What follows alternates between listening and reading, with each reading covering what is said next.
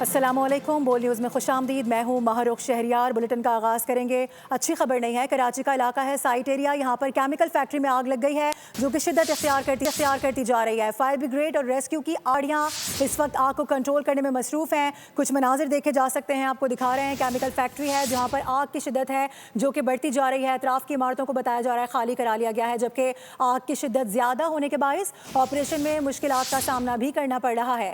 Water corporation से मजीद tanker तलब कर लिए गए हैं। इस वक्त वहाँ पर ओवरऑल सिचुएशन क्या है, क्या सूरत हाल है, बात करेंगे। मोहम्मद काशान हमें ज्वाइन करें। काशान, इससे कबल भी आपसे बात हो रही थी, अभी बताएगा ताज़ा तरीन इतलात क्या हैं, कौन से दर्जे की आग है, क्या वजह बताई गई है, लोग सेफ हैं? जी बिल्कुल, देखें ताज़ा तरीन इत्तलात के मुताबिक 12 फायर टेंडर इस वक्त आग पर काबू पाने में मसरूफ हैं और 2 वाटर बॉजर जो है वो भी तलब कर लिए गए। फैक्ट्री में बताया जा रहा है कि बड़ी तादाद में डिटर्जेंट बनाने में इस्तेमाल किया जाने वाला केमिकल वाफर मिकदार में मौजूद है, जो कि आग की शिद्दत में इजाफे का बायस बन रहा है। फैक्ट्री में किसी भी शख्स कोई भी शख्स नहीं फंसा हुआ, काम की जानिब से इस बात की तस्दीक की गई है, जबकि फैक्ट्री में आतिशज़दी के नतीजे में अब तक कोई जारी नुकसान की इतलात मौसूल नहीं हुई है। आग ने फैक्ट्री को चारों तरफ से अपनी लपेट में ले रखा है। 8 से ज़ायद फायर टेंडर जो है वो अगवी से में आग बुझा रहे हैं, जबकि 12 से ज़ायद फायर टेंडर जो है वो इस वक्त भी मौजूद है और जो कि आग पर काबू पाने की मुसलसल कोशिश कर रहे हैं। पुलिस की भारी नफरी मौके पर पहुंच चुकी है। एतराफ में जो निजी फैक्ट्रीज वाक़ हैं वहाँ के मुलाजमीन को जो बर वक्त निकाल लिया गया है, रेस्क्यू कर लिया गया है, जबकि किसी भी गैर मुतल्लिका शख्स को फैक्ट्री के करीब जाने की इजाजत नहीं दी जा रही। दूसरी जानिब मेयर कराची की जानिब से भी वाक़े का फौरी तौर पर नोटिस ले लिया गया है। मेयर की जानिब से हिदायत जारी की गई है कि रेस्क्यू ऑपरेशन को मजीद तेज किया जाए। वज़ीर आला सिंध की जानिब से भी वाक़े का नोटिस लिया गया है। वज़ीर आला सिंध की जानिब से वाक़े की तहकीकात कराने का भी हुक्म दिया गया है। वज़ीर आला ने MD साइट पर मौके पर पहुंचने की हिदायत जारी कर दी है। फैक्ट्री मुलाजमीन की बड़ी तादाद यहाँ पर मौजूद है, जो कि पुलिस को मुंतशिर करने की कोशिश भी कर रही है। और साइड एरिया की जो की गलियां हैं वो तमाम गलियां पुलिस हुकाम की जानिब से नफरी लगा के बंद कर दी गई है। सिर्फ वाटर बाउजर और KMC के जो फायर टेंडर है, रेस्क्यू 11, 22 के फायर टेंडर है, उनको सिर्फ यहाँ पर आने दिया जा रहा है। और जो यहाँ पर फैक्ट्री है उनके मुलाजिम को छुट्टियाँ भी दे दी गई है। यहाँ से मुलाजिम फौरी तौर पर निकलना शुरू हो रहे। इतराफ में जो एम्बुलेंस भी बड़ी तादाद में पहुंचा दी गई है। बताया ये जा रहा है कि सरफ में इस्तेमाल होने वाला केमिकल बड़ी तादाद में यहाँ पर मौजूद है, जो कि आग की शिद्दत में इजाफा कर रहा है। और जिसकी जानिब फाइटर्स यहाँ पर मौजूद हैं, जो कि फायर फाइटिंग ऑपरेशन में जिन्होंने हिस्सा लिया है, वो हुकाम की जानिब से जो बताया जा रहा है कि उनके शदीद मुश्किलात का सामना करना पड़ रहा है। जी ठीक है मोहम्मद काशान, इस हवाले से तफसीलन आप आगाह कर रहे थे, आपसे मजीद भी जानते रहेंगे। फिलवक्त बहुत शुक्रिया आप। एक और अहम खबर है, PTI का एहतजाज और सड़कों की बंदिश के खिलाफ केस की समाअत। पेशावर हाईकोर्ट का सड़कें बंद करने पर शदीद बरहमी का इजहार सामने आया है। Chief secretary IG Khyber Pakhtunkhwa police ज़ाती हैसियत में तलब कर लिए गए हैं। अदालत की जानिब से इस्तफसार किया गया है, सब कुछ बंद है, अब तक सूबाई हुकूमत ने क्या कार्रवाई की है, बात करेंगे। आसिफ शहजाद हमें ज्वाइन करें। आसिफ, बताएगा आज की कार्रवाई से मुतालिक क्या सामने आ सका है? जी बिल्कुल, पेशावर हाई कोर्ट के जस्टिस एजाज अनवर की सरबराही में 2 रुकनी बेंच इन्होंने समाअत की है, जो सड़कें बंदिश के हवाले से जो खैबर पख्तूनख्वा के चीफ सेक्रेटरी IG पुलिस और दीगर जो अफसरान हैं उनको तलब किया गया था। उनको बताया गया था कि आवाम को भी शदीद मुश्किलात हैं, पूरा सूबा जो है बंद किया गया है, इतने दिन हो गए हैं। तो ये कहा गया है कि जो इब्तिदा की गई है दरख्वास्त में कि जो रोड बंद करने वाले अफराद हैं उनके खिलाफ कानूनी कार्रवाई की जाए। अदालत ने तमाम जो दोनों फरीकैन को सुना है, तो अब जो अहकामात जारी किए गए हैं कि मोटरवे और जो GT रोड के रास्ते बंद किए गए उनको फिर खोला जाए और जो आपके मुतालबात हैं वो टेबल टॉक और पीसीसी के जरिए हल किए जाएं। तो इसके वाले से तमाम जो इक़दाम जो हैं उठाए जाएं ताकि रास्ते जो है खुले जाएं। ठीक है आसिफ, बहुत शुक्रिया आपका। दीगर खबरों की जाने बढ़ेंगे। बानी PTI का दौरे हुकूमत मुल्क की तारीख का बदतरीन दौर था। बानी तहरीक इंसाफ सिर्फ नाम के वज़ीर आज़म थे, असल हुक्मरान तो जनरल फैज़ हमीद थे। जनरल फैज़ को क्या पता था कि हुकूमत कैसे होती है। सदर पाकिस्तान आसिफ अली ज़रदारी कहते हैं कि खैबर पख्तूनख्वा हुकूमत अब भी महाज आराई की सियासत कर रही है। वफाकी हुकूमत यकजहती और इस्तेहकाम के लिए काम कर रही है। बिहाड़ी में तकरीब से खिताब में कहा कि पीपल्स पार्टी ने हमेशा मुल्क को बहरानों से निकाला है, आज भी मुस्लिम लीग नून के साथ मिलकर कौम को मुश्किलात से निकाल रहे हैं। PTI हुकूमत में मुल्क की जो तबाही हुई है उसे दुरुस्त करने में वक्त लगेगा। इट कलेक्टिव थॉट 4 साल इमरान की हुकूमत तो थी नहीं, वो जनरल फैज़ की हुकूमत थी। अब फैज़ को क्या पता कि हुकूमत कैसे करनी है और क्या रिलीफ देना है और क्या नहीं देना है। तो इंशाल्लाह आस्ते आस्ते इवॉल्व होगी। KP में उनकी अपनी सोच है, वो तो मार कुटाई पे उतरे हुए हैं, मुल्क बनाना नहीं है, लोगों का काम करना नहीं है। मियाँ साहब कोशिश कर रहे हैं, पहले से बेहतर हालात है, बहुत बेहतर होने में वक्त लगे। जब मुल्क 1 साल रुक जाए तो 10 साल पीछे चला जाता है। ये 4 साल रुक गया था। इसको सिर्फ रोज भाषण देने की आदत थी। हर टीवी पे उसकी तकरीर आती थी तो बाकी तकरीरें बंद हो जाती थी। और अब 1.5 साल नहीं हुआ है तो वहाँ से आवाज आ रही है कि बेटा कह रहा है कि मुझे मिलने दीजिए। और मैंने 14 साल जेल काटी, मेरे बच्चे जब मैं मिला तो मुझसे हाइट में बड़े थे। तो ये तो आपने तकलीफें बर्दाश्त करनी है। उधर वफाकी वजीर इत्तलात ने PTI से डील और ढील की बातों को कयास आराइयाँ करार दे दिया है। बरतानिया में मीडिया से बातचीत करते हुए अता तारड़ ने कहा कि बानी PTI की आँख की तकलीफ को लेकर सोशल मीडिया पर सनसनी फैलाई गई। हमारी जिम्मेदारी थी हेल्थ केयर फराहम करें, जो कर दी गई है। बानी की सेहत बेहतर है, जो इशू था वो भी हल हो गया है। अता तारड़ ने मजीद कहा कि सेहत के मसाइल को तिबी माहिरीन ने भी देखा और इस हवाले से उनकी पार्टी के रहनुमाओं को ब्रीफिंग भी दी गई। ना कोई डील है ना कोई ढील है।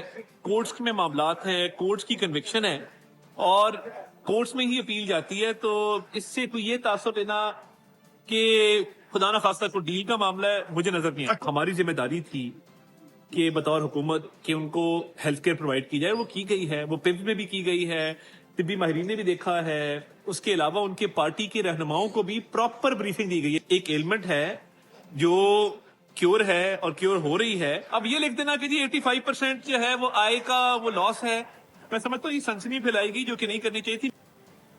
एक और बड़ा दावा सामने आया कि बानी PTI की रिहाई के लिए जितनी कोशिश मोहसिन नकवी ने की है उतनी किसी ने भी नहीं की। साबिक वजीर आला KP अली अमीन गंडापुर का बड़ा दावा कि मैंने ये बात अपनी पार्टी को भी बताई है कि मोहसिन नकवी ने बहुत बार कोशिश की कि बानी PTI रिहा हों और मसला हल हो जाए। मोहसिन नकवी ने बानी PTI की रिहाई के लिए फील्ड मार्शल के सामने भी बात की है। मोहसिन नकवी वो वाहिद इंसान है जो फील्ड मार्शल के सामने भी बात कर लेते हैं। और साबिक वज़ीर आज़म तहरीक इंसाफ के बानी की बिनाई में बेहतरी आ रही है। मेडिकल बोर्ड ने तफसीली मुआयने के बाद रिपोर्ट जारी कर दी है। साबिक वज़ीर आज़म के ज़ाती मौलजीन को फ़ोन पर उनकी सेहत के बारे में भी बताया गया। साबिक वज़ीर आज़म के ज़ाती मौलजीन ने अब मुतालबा किया है कि उनका मज़ीद इलाज शिफा इंटरनेशनल अस्पताल इस्लामाबाद में होना चाहिए। बानी PTI की बीनाई में बेहतरी, मेडिकल बोर्ड की रिपोर्ट जारी। बानी PTI के तिब्बी मुआयने की रिपोर्ट सामने आ गई। मेडिकल रिपोर्ट के मुताबिक 73 साल साबिक वजीर आजम का 15 फरवरी को तफसीली तिब्बी मुआयना किया गया। मुतासरा दाईं आँख की बीनाई 6/36 से बेहतर होकर 6/9 हो गई, जो मौजूदा मरहले पर तसल्ली बख्श है। बगैर ऐनक दाईं आँख की बीनाई 6/24 और बाईं आँख की 6/9 रिकॉर्ड की गई। ऐनक के साथ दाईं आँख 6/9 जबकि बाईं आँख 6/6 हो गई है। ताहम मेडिकल बोर्ड ने मजीद तशखीस के लिए 3 नए टेस्ट की हिदायत की है। मेडिकल बोर्ड ने रिपोर्ट में आइंदा का इलाज और अद्वियात भी तजवीज़ की हैं। मेडिकल बोर्ड में अल शिफा ट्रस्ट आई अस्पताल के प्रोफेसर डॉक्टर नदीम कुरैशी और पिम्स के प्रोफेसर डॉक्टर मोहम्मद आरिफ खान शामिल थे। रिपोर्ट दोनों डॉक्टरों के दस्तखत से जारी की गई। साबिक वजीर आजम के जाती मौलिजीन डॉक्टर आसिम यूसुफ और डॉक्टर खुर्रम मिर्जा को फोन पर आगाह किया। डॉक्टर आसिम यूसुफ ने मुतालबा किया कि इन्हें और डॉक्टर फैसल सुल्तान को हेल्थ केयर में हिस्सा लेने की इजाजत दी जाए। साबिक वजीर आजम का मजीद इलाज शिफा इंटरनेशनल अस्पताल इस्लामाबाद में किया जाए। उन्होंने बताया कि साबिक वजीर आजम को खुद नहीं देखा, ताहम इलाज करने वाले डॉक्टरों से 40 मिनट गुफ्तगू हुई। साबिक वजीर आजम की बीनाई में बहुत बेहतरी आ रही है। आगे बढ़ेंगे। वज़ीर आला KP सुहेल आफरीदी के खिलाफ ज़ाब्ता अखलाक की खिलाफ वर्जी और इलेक्शन अमले को धमकाने के केस की समाअत चीफ इलेक्शन कमिश्नर की सरबराही में 5 रुकनी बेंच ने की है। सुहेल आफरीदी के वकील अली बुखारी इलेक्शन कमीशन के सामने पेश हुए। दरख्वास्त गुजार बाबर नवाज के वकील सगीर सवाती भी इलेक्शन कमीशन के रूबरू पेश हुए।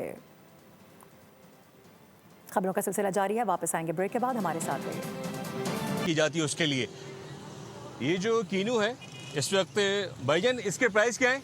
300 रुपये।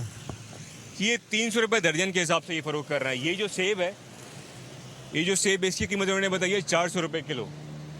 शहरी मौजूद है। शहरी साहब ये बताइएगा कि रमज़ान में 1 से 2 दिन रह गए, क्या कहेंगे इस वक्त जो तमाम सूरत हाल है, प्राइस कुछ कम होगी या वही माफियाज जो है वो जारी रहेगी? को फिलहाल आवाम तो कुछ बोलेगी नहीं। कोशिश है गवर्नमेंट की चाहिए, करेंगे हम तो। रमज़ान आ रहे हैं, कम करें, कोशिश तो बेहतर है। किन्नू 300 रुपये किलो हैं, हम खाएंगे, रमज़ान खोलेंगे। और सेब 400 रुपये किलो, सेब नहीं है, 400 रुपये किलो मिल रहा है। और लेकिन आवाम का यही कहना है कि जो जिनकी जिम्मेदारी है प्राइस कंट्रोल करना, वो कम से कम रमज़ान के महीने में इस चीज़ को कंट्रोल करें और कम से कम ये मुनासिब सतह के ऊपर जो जारी किए जाए रेट उस पर अमल दरामद कराया जाए ताकि आवाम को रिलीफ फराम हो सके। जी ठीक है, कफील आगाह करने के लिए बहुत शुक्रिया। रुक करेंगे लाहौर का, वहाँ पर भी मुख्तलिफ हालात नहीं है। रमज़ानुल मुबारक की आमद से पहले ही अशियाए खुरनोश की कीमतों में गैर मामूली इजाफा देखा जा रहा है। फल 50 से 100 रुपये जबकि सब्जियाँ 10 से 50 रुपये फ़ी किलो तक महंगी हो गई हैं। इसी हवाले से तफसीलात दे रहे हैं हमारे नुमाइंदे अब्दुर्रहमान।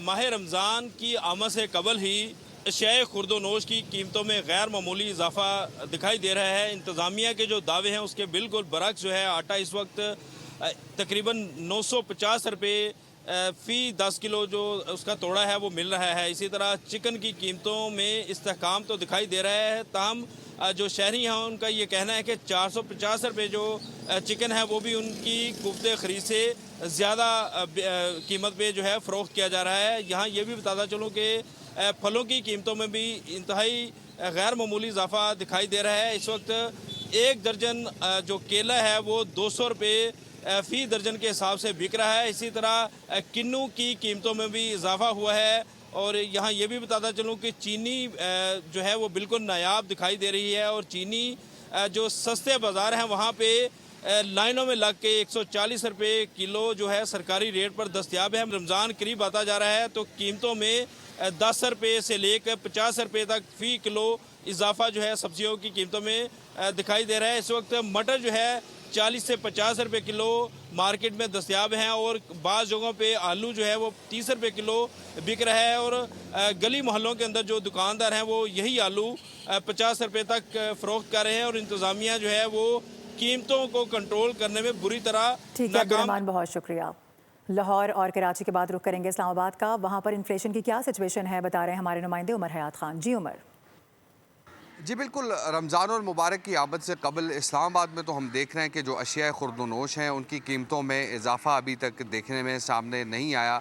जो चीज़ें महंगी हो रही हैं उसमें हम देख रहे हैं कि फ्रूट्स जो हैं वो महंगे हुए हैं और जो केला है वो तकरीबन 250 रुपये दर्जन है। स्ट्रॉबेरी जो है वो 800 रुपये किलो फ़रोख्त हो रही है और इसी तरह जो कीनू है वो भी तकरीबन 300 से 400 रुपये फ़ी दर्जन जो है वो फ़रोख्त हो रहा है।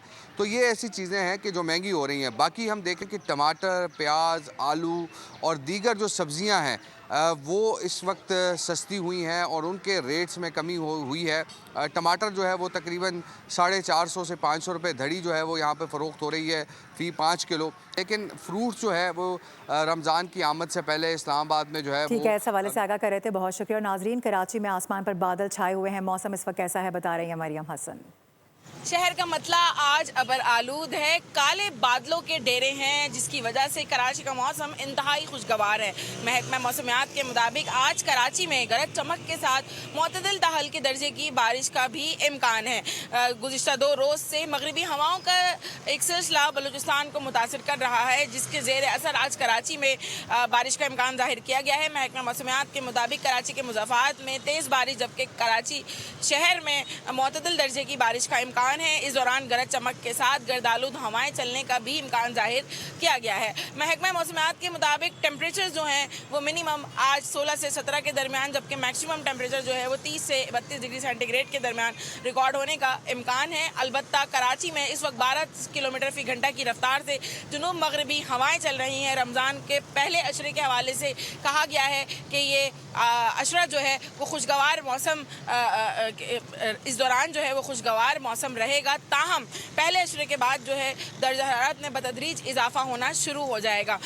महकमा मौसमियात के मुताबिक आज के बाद इस हवाले से आगाह करिए मरियम, बहुत शुक्रिया। इसी के साथ न्यूज़ बुलेटिन से फिलहाल इतना ही। विजिट कीजिए boldnews.com और रहिए बोल्ड के साथ।